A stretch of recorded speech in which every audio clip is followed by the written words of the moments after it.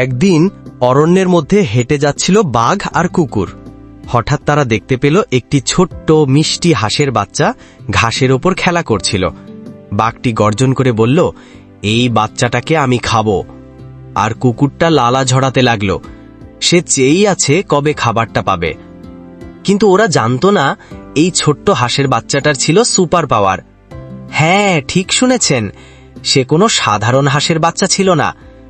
হাঁসের বাচ্চাটা চোখের পলকে দৌড়ে গিয়ে বাঘ আর কুকুরকে গাছের সাথে রশি দিয়ে শক্ত করে বেঁধে ফেলল। বাঘ হতবাক হয়ে পকেট থেকে মোবাইল বের করল, তড়িঘড়ি করে কল দিল তার বনবন্ধু সিংহ আর চিতাবাঘকে। অন্যদিকে হাঁসের বাচ্চাটা কেয়ারফ্রি মুডে বানরের সাথে খেলা করতে শুরু করল, একদম যেন কিছুই ঘটেনি।